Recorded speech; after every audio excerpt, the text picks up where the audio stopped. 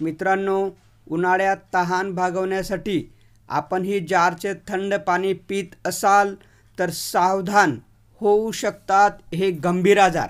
बघा, उन्हाळा सुरू झाला की थंड पाण्याच्या मागणीत मोठ्या प्रमाणात वाढ होते।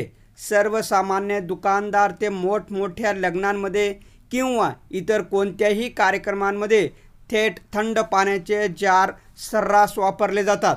मात्र हे जार आपल्या आरोग्यासाठी धोकादायक ठरू शकतात।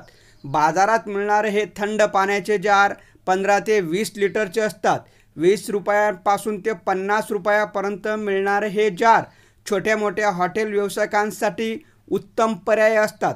त्यांच्याकडे येणाऱ्या ग्राहकांसाठी थंड पाण्याचा हा उत्तम स्रोत असतो। मात्र हे पाणी फ्रीजिंग टेक्नॉलॉजीने थंड केलेले नसते, तर चक्क एका केमिकलचा वापर करून हे पाणी थंड करण्यात येते। या केमिकलचं नाव आहे इथिलीन ग्लायकॉल असे आहे। बाजारात मिळणाऱ्या या केमिकलमुळे कुठल्याही पाण्याचा फ्रीजिंग पॉईंट हा कमी होतो, म्हणजेच तातडीने पाणी थंडगार होते। जोपर्यंत हे केमिकल त्या पाण्यात आहे तोपर्यंत पाणी थंडगार राहते। पण या इथिलीन ग्लायकॉलमुळे काय शरीरावर परिणाम होतात? आयुर्वेदात उन्हाळ्यात थंडगार पाणी पिण्यामुळे शरीरावर अपायकारक परिणाम होत असल्याचा चरक संहितेमध्ये स्पष्ट करण्यात आले आहे।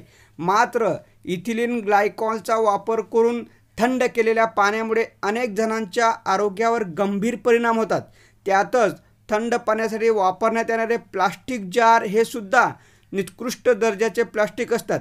त्यापासून इथिलीन ग्लायकॉलच्या संयोगामुळे ते अधिक टॉक्सिक बनतात।